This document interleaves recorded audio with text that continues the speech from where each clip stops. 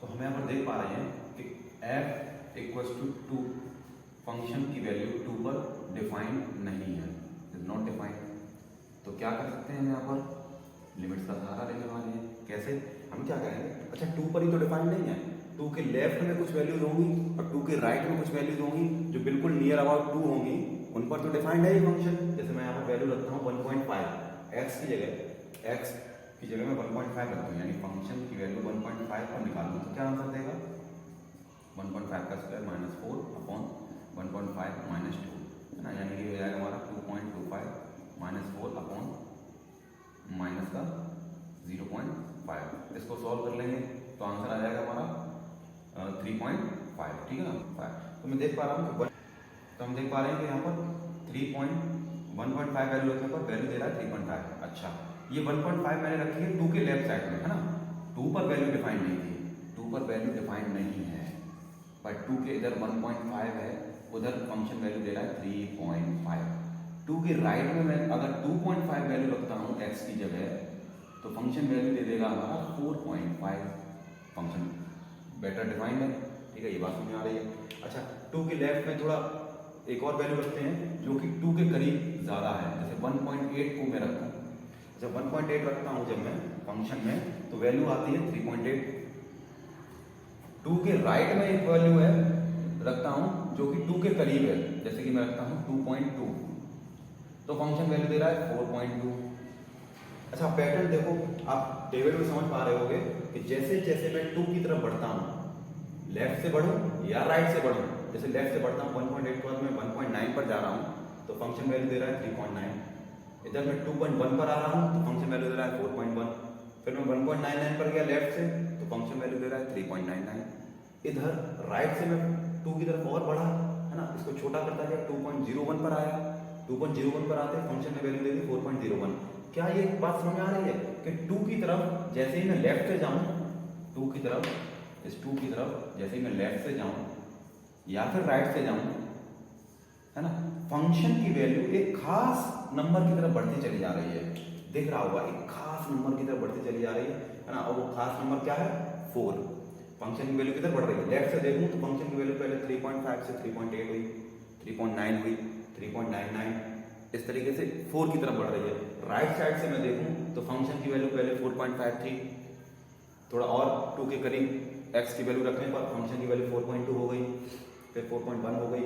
Right side से भी मैं देखूं तो फंक्शन की वैल्यू किधर बढ़ रही है, 4 की तरफ ही बढ़ती चली जा रही है। तो इसका मतलब ये हुआ है, इसका सीधा सीधा मतलब ये है कि फंक्शन की वैल्यू 2 पर डिफाइंड नहीं थी, पर 2 के आसपास लेफ्ट या राइट पर फंक्शन की वैल्यू एक खास वैल्यू की तरफ बढ़ती जा रही है, एक खास पार्टिकुलर वैल्यू आ रही है, वो पार्टिकुलर वैल्यू की बोली जाती है लिमिटिंग वैल्यू। क्या बोली जाती है? Limiting value of the function, of the function. तो इसकी लिमिटिंग वैल्यू इस फंक्शन की, ये पार्टिकुलर जो फंक्शन है इसकी limiting value at 2, limiting value at 2 अगर मैं बोलूं तो क्या बोलूंगा 4। क्या बोलूंगा 4, क्योंकि मैंने देखा कि 2 के करीब जाने पर, लेफ्ट से करीब जाने पर और राइट से करीब जाने पर एक खास वैल्यू की तरफ फंक्शन जा रहा है और वो खास वैल्यू क्या है 4। तो 2 पर इस फंक्शन की लिमिटिंग वैल्यू है 4। इसको लिखने का तरीका क्या हुआ, लिमिट x टेंड्स टू 2। इसको लिखने का तरीका जरा ध्यान से देखना, इस फंक्शन में अगर मैं लिमिट चलाऊं तो जब x 2 की तरफ जाएगा, इस फंक्शन में x जब 2 की तरफ जाएगा, चाहे लेफ्ट से जाए और चाहे राइट से जाए, तो उसकी वैल्यू कितनी आनी है, लिमिटिंग वैल्यू कितनी आनी है 4 आनी है, ठीक है, इसकी लिमिटिंग वैल्यू आनी है 4, है ना। इसको ऐसे भी दिखाया जाता है कि फंक्शन एट 2 बोल दूंगा मैं 4। अच्छा, एक बात ध्यान देने की वाली बात यहाँ पर ये है कि ये कोई फंक्शनल वैल्यू नहीं है, क्योंकि फंक्शनल वैल्यू तुम निकाल ही नहीं सकते हैं, 2 यहाँ पर रख ही नहीं सकते हैं। इस फंक्शन के डोमेन में 2 नहीं आ सकता। डोमेन आप लोग समझ रहे हो, डोमेन का मतलब होता है वो वैल्यू, वो x की वैल्यू जो रखी जा सकती है, तो 2 रखा नहीं जा सकता। तो इस फंक्शन में का डोमेन में, इस फंक्शन के डोमेन में सारे रियल नंबर आ सकते हैं। x में, x की जगह हम सारे रियल नंबर को पुट कर सकते हैं, बट 2 को पुट नहीं कर सकते हैं, ठीक है ना। इसलिए इस फंक्शन की फंक्शनल वैल्यू 4 नहीं है, इस फंक्शन की लिमिटिंग वैल्यू 4 है। इसका मतलब 2 पर फंक्शन की लिमिट एग्जिस्ट कर रही है कितनी 4, ठीक है, क्योंकि लेफ्ट से जाने पर भी 4 की तरफ अप्रोच हो रहा है और राइट से जाने पर भी फंक्शन 4 की तरफ अप्रोच ही करता जा रहा है, ठीक है, इतनी बात समझ आ रही होगी। तो इसी बात को लिखने का एक तरीका होता है, क्या लिखने का तरीका समझना क्या होता है, जैसे मैं बोलूंगा ये फंक्शन है x² - 4 अपॉन x - 2, इस फंक्शन को मैं अप्रोच करूं 2 पॉइंट पर अप्रोच करूं, यानी फंक्शन x की वैल्यू 2 पर मैं अप्रोच करूं लेफ्ट हैंड साइड से, किधर से लेफ्ट हैंड साइड मतलब 2 से कम पर, तो मैं इसको लिखने का तरीका होता है limit x tends to 2 minus, ये लिखने का तरीका होता है। इसकी वैल्यू कितनी आ रही है 4, हाँ बिल्कुल आ रही है। लेफ्ट हैंड साइड से जब 2 की तरफ अप्रोच कर रही है x की वैल्यू, तो फंक्शन वैल्यू दे रहा है 4। अच्छा, जब इसी फंक्शन पर हम राइट साइड से अप्रोच करते हैं, कहां पर 2 पर, है ना, लिमिट, इसको लिखने का तरीका होता है 2 plus limit x tends to 2 plus. कहने का मतलब क्या है, कहने का मतलब यह है कि जब हम इस फंक्शन पर x की वैल्यू को 2 के राइट साइड से अप्रोच करेंगे, तो उसको लिखने का तरीका होता है limit x tends to 2 plus, और लेफ्ट हैंड से जब अप्रोच करेंगे, लेफ्ट साइड से अप्रोच करेंगे 2 पर, तो उसको लिखने का तरीका होता है limit x tends to 2 minus, ठीक है ना। अच्छा, राइट साइड पर 2 की तरफ जब अप्रोच कर रहे थे, x की वैल्यू जब 2 की तरफ बढ़ रही थी, जैसे 2.5, 2.2, फिर 2.1, 2 के और करीब आ रहे हैं तो 2.01, 2 के और करीब आ रहे हैं तो 2.001, तो फंक्शन की वैल्यू हम देख रहे हैं 4.1, फिर 4 के और करीब आ गई 4.01, फिर 4 के और करीब आ गई 4.001, थोड़ा और आगे बढ़ते x की वैल्यू 2.0001 रखते तो फंक्शन की वैल्यू आती 4.0001, है ना, 4 के और करीब पहुंच जाती। तो यानी कि यहाँ पर भी राइट साइड से भी हम देख पा रहे हैं कि फंक्शन एक खास वैल्यू की तरफ ही बढ़ रहा है, वो खास वैल्यू है क्या 4, वो खास वैल्यू क्या आ गई बच्चों 4। तो लेफ्ट हैंड से बढ़ने पर फंक्शन जो लिमिटिंग वैल्यू दे रहा है, ध्यान सुनना मेरी बात, लेफ्ट हैंड से बढ़ने पर 2 की तरफ लेफ्ट हैंड से बढ़ने पर फंक्शन जो लिमिटिंग वैल्यू दे रहा है वो आ रही है वैल्यू 4। लेफ्ट हैंड से बढ़ने पर फंक्शन की जो लिमिटिंग वैल्यू आती है उसको बोलते हैं लेफ्ट हैंड लिमिट। क्या बोलते हैं, left hand limit. Right hand से बढ़ने पर फंक्शन जो भी लिमिटिंग वैल्यू देगा, यहां पर तो बराबर दे रहा है, राइट हैंड से बढ़ने पर फंक्शन जो भी लिमिटिंग वैल्यू देगा, राइट हैंड पर जो लिमिटिंग वैल्यू आती है उसको बोलते हैं RHL, यानी राइट हैंड लिमिट।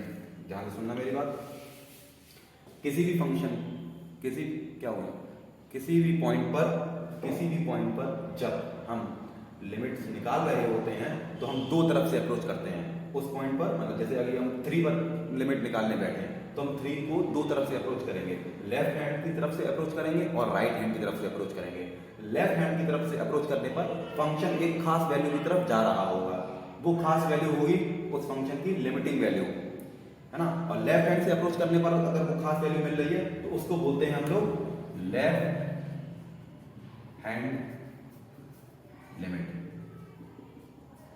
अच्छा, उसी सेम पॉइंट पर सपोज x इक्वल्स टू 3 पर अगर हम राइट साइड से अप्रोच करेंगे, राइट साइड से अप्रोच करने पर भी फंक्शन एक खास वैल्यू देगा, है ना। यहाँ पर तो कोइंसिडेंटली फंक्शन सेम वैल्यू दे रहा है ना, फंक्शन वहां पर भी एक खास वैल्यू देगा, तो वो जो खास वैल्यू होगी वो बोली जाएगी फंक्शन की राइट हैंड लिमिट। क्या बोली जाएगी, राइट हैंड लिमिट। सारा खेल तो खास वैल्यू का है, उस पॉइंट पर लेफ्ट हैंड से अप्रोच करने पर जो खास वैल्यू आ रही होगी या जो खास वैल्यू मिलने की और अग्रसर होगी या जो खास वैल्यू की तरफ फंक्शन बढ़ रहा होगा वो खास वैल्यू बोली जाती है लेफ्ट हैंड लिमिट। और राइट हैंड से अप्रोच करने पर फंक्शन की वैल्यू जिस खास वैल्यू की तरफ बढ़ रही होती है वो बोली जाती है राइट हैंड लिमिट। अच्छा, इतनी बात समझ में आ गई है कि यानी फंक्शन की किसी पॉइंट पर 2 वैल्यू लिमिटिंग वैल्यू निकल सकती है, right hand limit and left hand limit and right hand limit. जब भी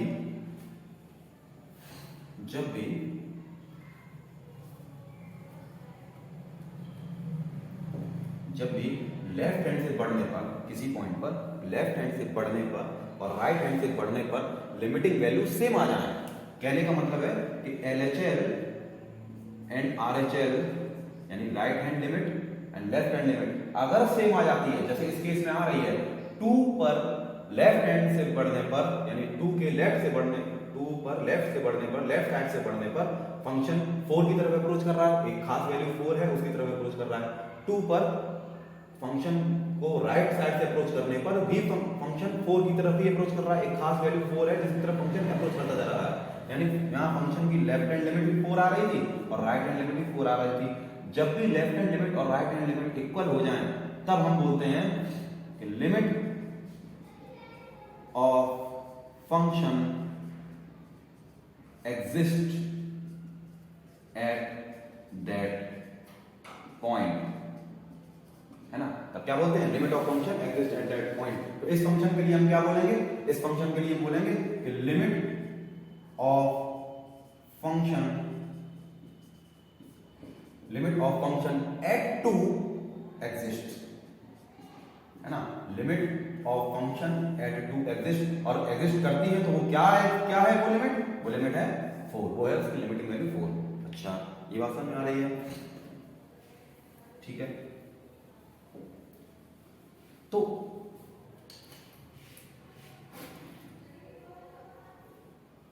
क्या सर ऐसा भी होता है कि एक पार्टिकुलर पॉइंट हो और उस पर फंक्शन की वैल्यू लेफ्ट से अप्रोच करने पर और राइट से अप्रोच करने पर फंक्शन की वैल्यू लिमिटिंग वैल्यू डिफरेंट आ जाए, अलग अलग आ जाए? क्या ऐसा होता है? यस, ऑफ कोर्स ऐसा होता है, ठीक है ना।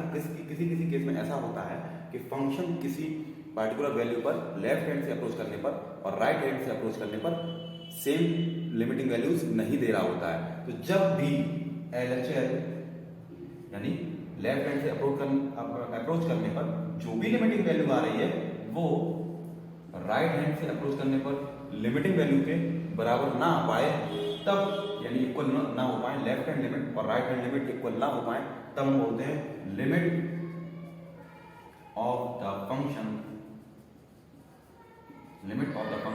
एट दैट पॉइंट डज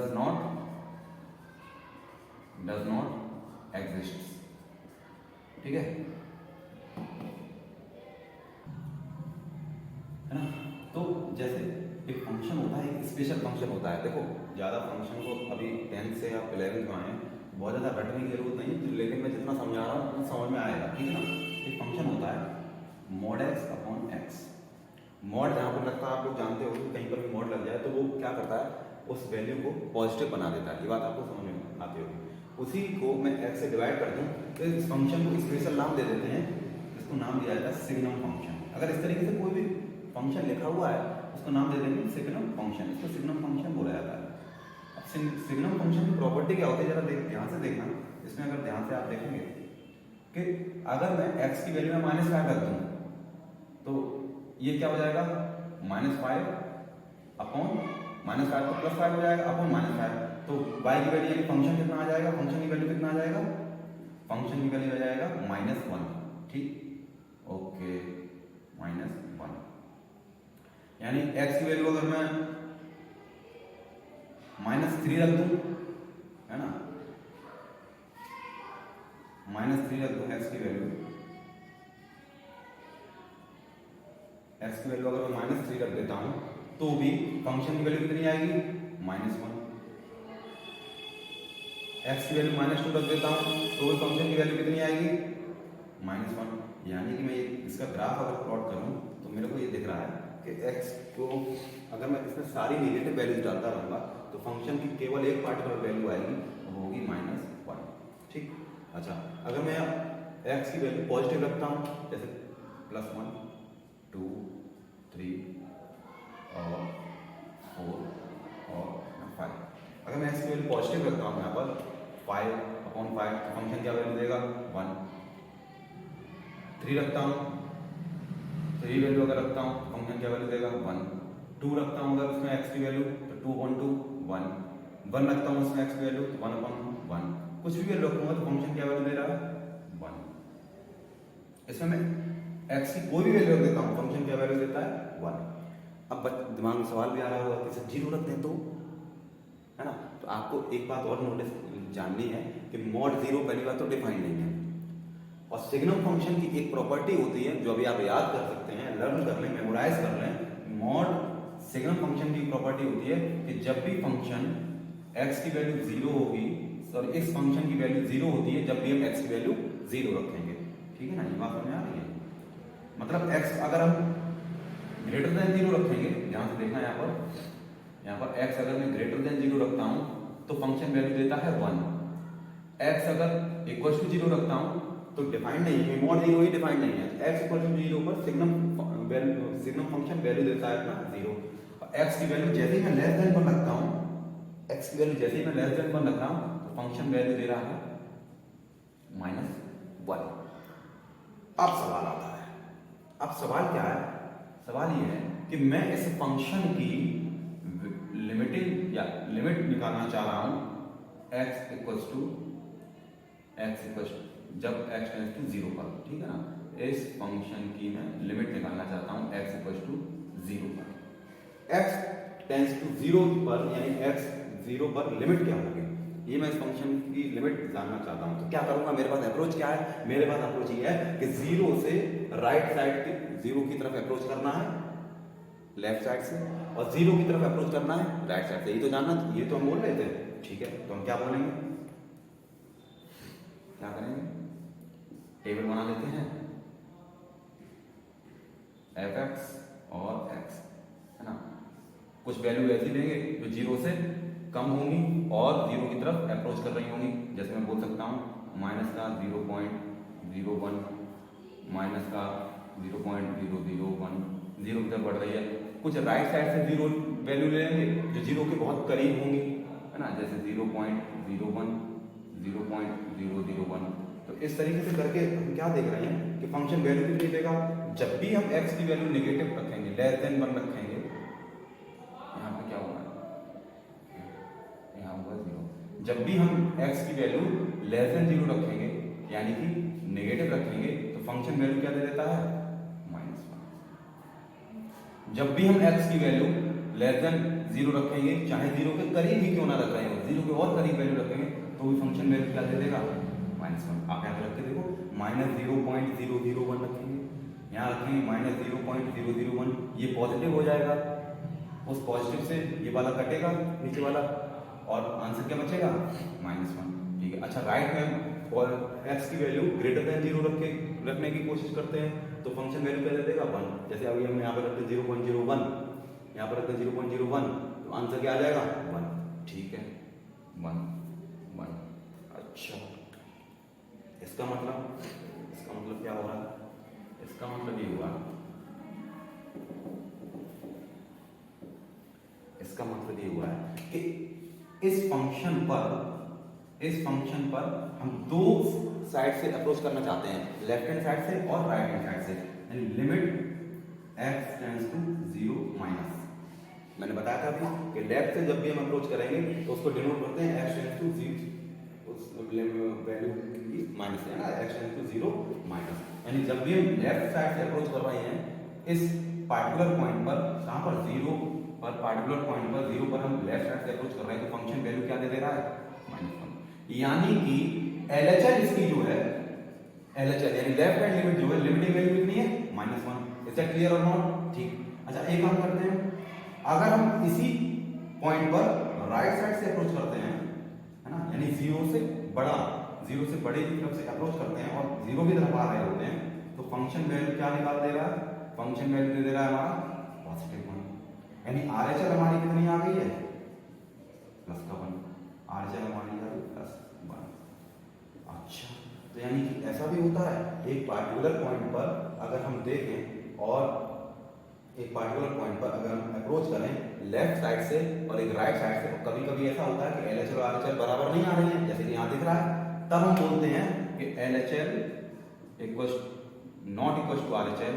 और अभी हमने थोड़ी देर पहले क्या बताया था मैंने आपको कि the limit of the function at 0 does not exist, है ना। इस फंक्शन की लिमिट जो है वो एग्जिस्ट ही नहीं कर रही है, ठीक है ना।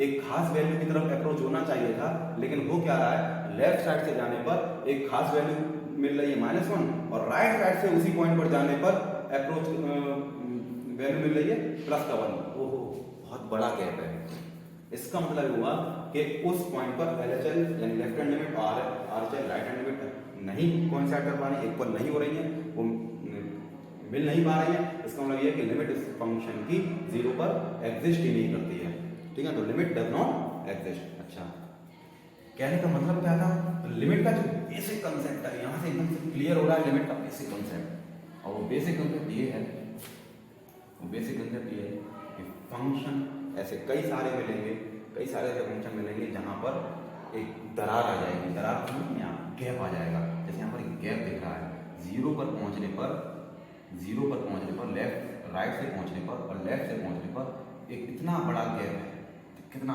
लार्ज अमाउंट का गैप है।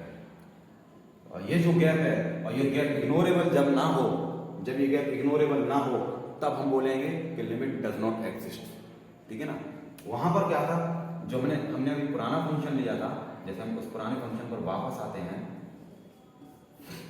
इसका मैं ग्राफ बनाऊं तो मैं क्या बोलूंगा, जैसे मैं यहाँ से बहुत देर से आप लोग दिमाग ये लगा के रहे होंगे, इसको मैं थोड़ा सा सॉल्व कर लूँ तो x+2 और x-2 हो जाएगा ये, और नीचे हो जाएगा x-2, तो ये हो गया हमारा x+2। फंक्शन हमारा कुछ जैसा देखेगा, ठीक है ना।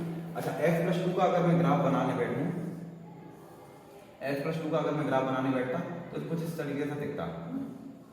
और आप लोग ग्राफ के बारे में नॉलेज है तो आप लोग जान पा रहे होंगे कि मैं क्या करने वाला हूँ। यहाँ पर मैं ये कर रहा हूँ कि अगर मैं x की वैल्यू 0 रख दूँ तो फंक्शन की वैल्यू कितनी आएगी 2, यानी x की वैल्यू जैसे मैं 0 रखूंगा, 0 रखने पर फंक्शन की वैल्यू दे रहा है 2। x की वैल्यू 1 रखूंगा तो फंक्शन वैल्यू कितनी दे देगा 3, है ना। इस तरीके से स्ट्रेट लाइन बन जाएगी। 10th और 9th में आपने खूब सीखा होगा स्ट्रेट लाइन का ग्राफ।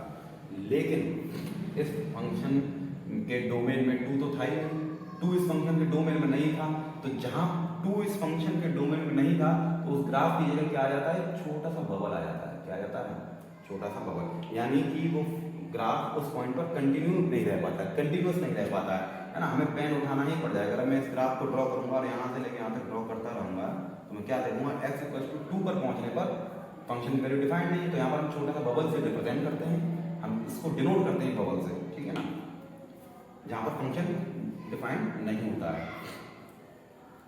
लेकिन छोटे से बबल से डिनोट करने पर भी ऐसा नहीं है कि इन दोनों के बीच में जो गैप था, मतलब राइट साइड से पहुंचने पर और लेफ्ट साइड से पहुंचने पर जो गैप था वो इग्नोरेबल नहीं था।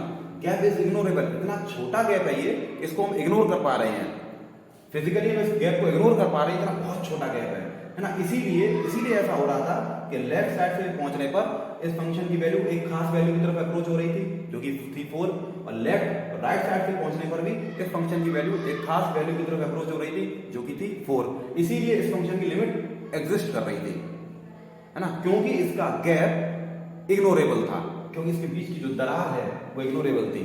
ठीक है, मानते हैं फंक्शन की वैल्यू 2 पर डिफाइंड नहीं है, मानते हैं इस फंक्शन की वैल्यू 2 पर डिफाइंड नहीं है ना। हमें बबल दिखाना, ग्राफ बनाते टाइम हमें इसका छोटा सा बबल दिखाना पड़ता है, लेकिन गैप एक इग्नोरेबल है। पर सिग्नम फंक्शन की जब हम बात कर रहे हैं, सिग्नम फंक्शन की जब मैं बात कर रहा हूं तो जीरो की तरफ अप्रोच करने पर मैं क्या देख पा रहा हूं, एक large amount of gap measure कर पा रहा हूं जो कि बिल्कुल भी इग्नोरेबल नहीं है, क्योंकि इधर है 1 और इधर है -1। गैप कितना है, अप्रोक्स 2 यूनिट का गैप पड़ रहा है। तो जहां भी गैप इग्नोरेबल ना हो वहां हम सीधे लिखेंगे limit does not exist at that point. और ऐसा ही होगा, जिस पॉइंट पर लिमिट एग्जिस्ट नहीं करेगी वहां पर गैप इतना बड़ा होगा कि वो इग्नोर नहीं किया जा सकता होगा। और जहां जहां पर लिमिट एग्जिस्ट करेगी, यानी कि किसी पॉइंट पर पहुंचने पर फंक्शन की वैल्यू एक खास वैल्यू की तरफ बढ़ रही होगी, लेफ्ट हैंड साइड से भी और राइट हैंड साइड से भी, तो गैप वहां पर इग्नोर होगा। गैप इतना छोटा होगा, ऑलरेडी इतना छोटा होगा कि हम इसको इग्नोर कर सकते हैं। Limit exist because gap is ignorable.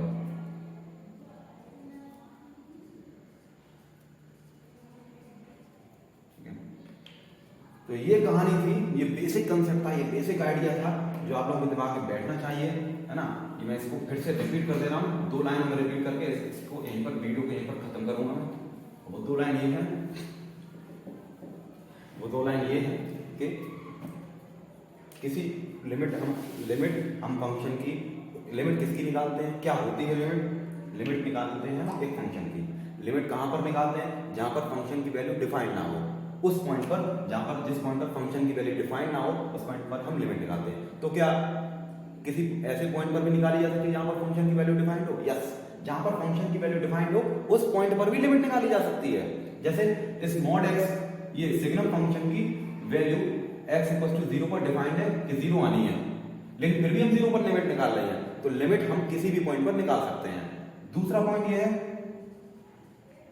ये नोट आप लगा के लिख लेना जो मैंने बात अभी बोली। दूसरा पॉइंट आपको ये लिखना है कि जहां पर भी लिमिट किसी पॉइंट पर अगर हम लिमिट निकालने बैठे हैं तो उसको लेफ्ट हैंड साइड और राइट हैंड साइड वाला अप्रोच लगाते हैं। अगर लेफ्ट हैंड साइड और राइट हैंड साइड की वैल्यूज सेम आ जाती है तो लिमिट एग्जिस्ट करती है। अगर लिमिट एग्जिस्ट कर रही होगी तो जहां पर फंक्शन की वैल्यू डिफाइंड नहीं होगी वहां जो गैप होगा वो इतना छोटा होगा कि वो इग्नोरेबल होगा। और अगर लिमिट एग्जिस्ट नहीं करती है, यानी LHS और RHS बराबर नहीं आता है, अगर LHS और RHS बराबर नहीं आ पाता है तो वहां पर उस पॉइंट पर किसी पर्टिकुलर पॉइंट पर उस पॉइंट पर फंक्शन की वैल्यू उस फंक्शन की लिमिट एग्जिस्ट नहीं करेगी और उस पॉइंट पर LHL और RHL के बीच में लार्ज अमाउंट ऑफ गैप होगा जो कि मेजरेबल होगा, बहुत ज्यादा अमाउंट का गैप होगा जिसको हम इग्नोर नहीं कर पाएंगे। तो that is the basic concept of